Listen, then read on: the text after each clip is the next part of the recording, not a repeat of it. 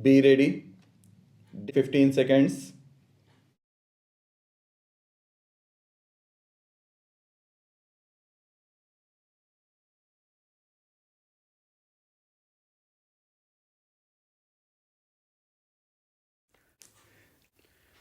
Mr. Vice Chairman, Sir, this year the President's address given to the Parliament gives a well conceived, well prepared picture of the nation.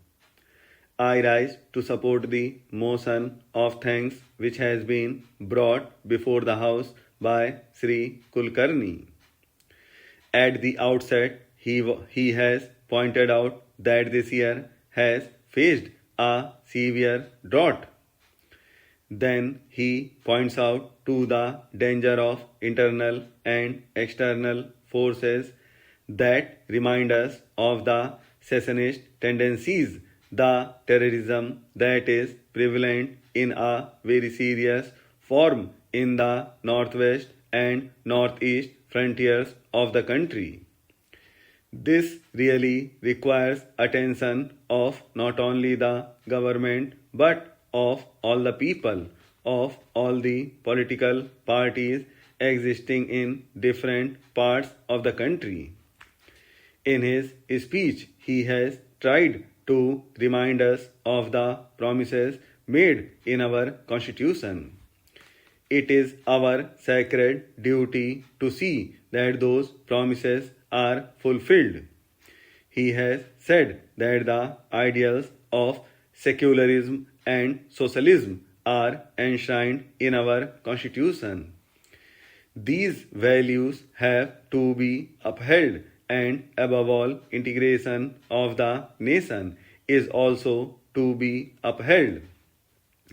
Sir, it is time that we did not discuss matters out of emotion. When we speak emotionally, we forget these high goals. We forget reality and rationalism.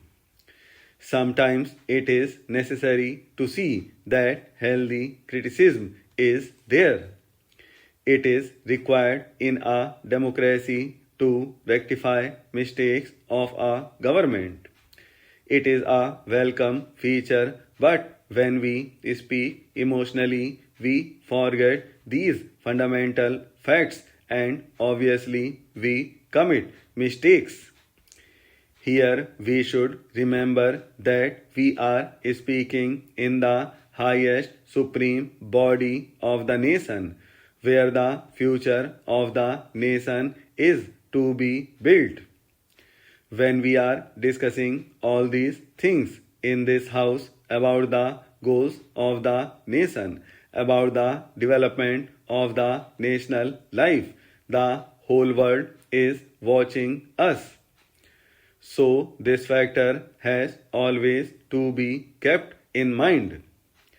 Now, coming to the second point about the external dangers, we know of the terrorists in the border states. Sometimes they are assisted by certain outside powers who are not happy with our development. Sometimes they are provided with the latest weaponry with ulterior motives. These things have been discussed in the House and they need not be repeated here. But we cannot be blind to ourselves. We have to look to these aspects. Many of the honorable members have made a mention of these things, and we must be prepared for everything.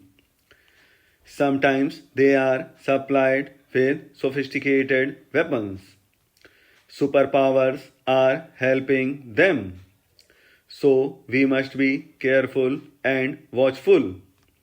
Another thing is about the secessionist tendencies supported under the cover of religious fundamentalism abated by foreign agencies. This must be curbed. That is the greatest danger in our country today. Sometimes chauvinism, regional and linguistic fervors create very dangerous tendencies, and if we do not think of all these things, these may come out as hydra-headed creatures in future and create many a splitting situation in the national picture, for which we will be blamed in future, whoever is in power. It is the responsibility of all citizens, all political parties to look into these factors which have been rightly pointed out in the President's address.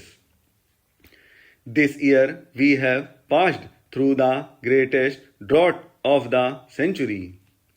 Because India had achieved something in the Green Revolution, we could come out of it.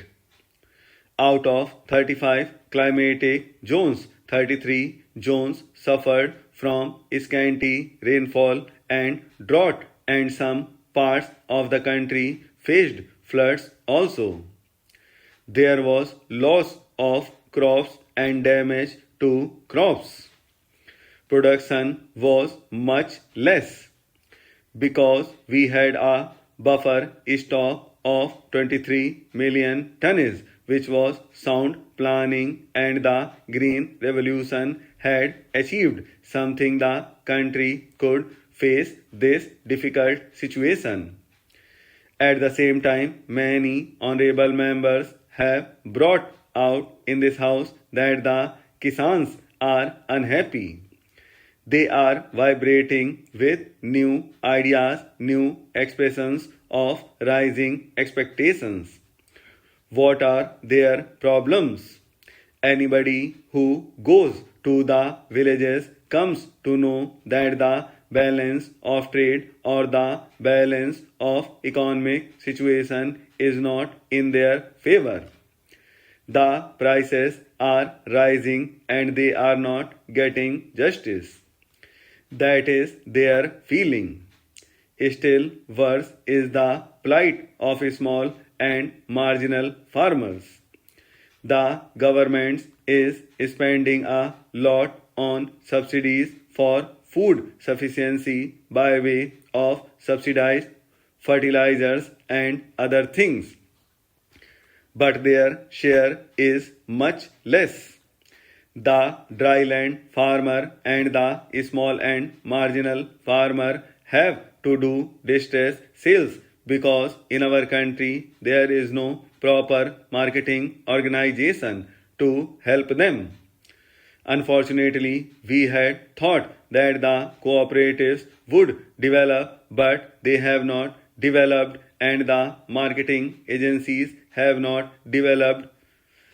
So they are the worst sufferers in this situation of rising prices.